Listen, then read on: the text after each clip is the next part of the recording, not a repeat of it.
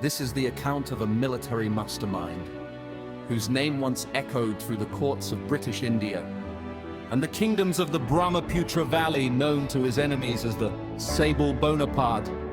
He was a figure of such tactical ingenuity that he reshaped the power dynamics of South Asia during the 19th century. The rise of a tactician.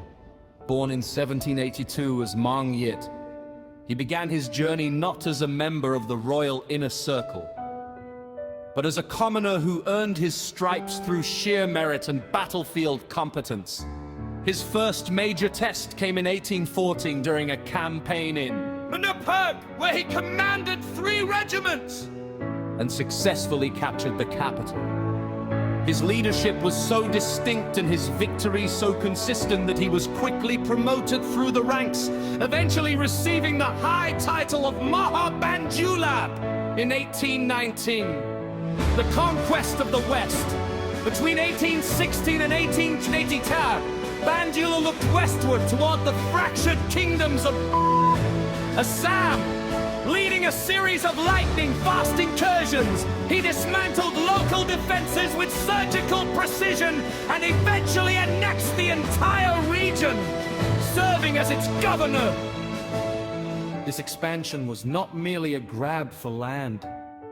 It was a calculated strategic move that placed a powerful Eastern force directly on the doorstep of the British Empire in Bengal, fundamentally changing the geopolitical stakes of the region.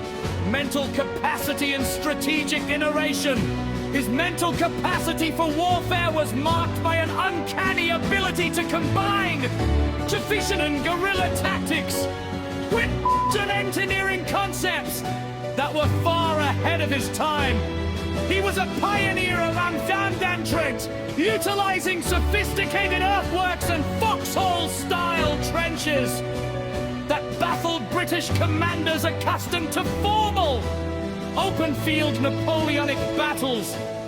His strategy was defined by encirclement, this specialized maneuver, designed to trap and demoralize numerically superior or better armed forces. 6-speed, executing lightning thrusts to seize key logistical hubs, such as Chittagong, before the enemy could consolidate their defenses. Psychological warfare, maintaining iron discipline and high morale in his troops, even when facing the world's most advanced military technology. Defeating the empire at Ramu in early 1824 as tensions boiled over into the First Anglo-Burmese War. Bandula executed his most daring move, invading British-held Bengal. He engaged a British force at... Despite the British advantage in modern musketry and artillery, Bandula's superior tactical positioning and the relentless ferocity of his troops led to a decisive victory. This defeat sent shockwaves through the colonial administration in Calcutta and back to London. It remains one of the few instances where a regional power successfully routed a British infantry force on its own soil during that era. The final stand at Danabyu. The British responded by launching a massive seaborne invasion of the Delta region, forcing Bandula to make a grueling high-speed retreat from Bengal to defend his homeland.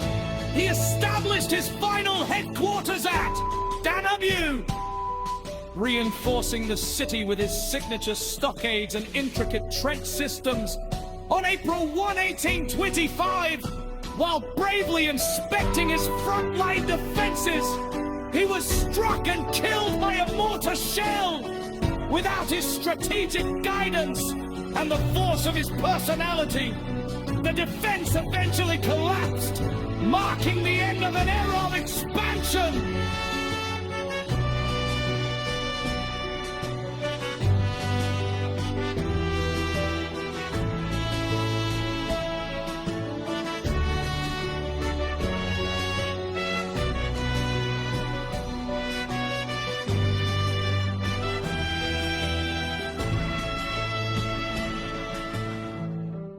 Though his life ended in the heat of battle, Mahabandula remains a towering symbol of national resilience and military genius to the British.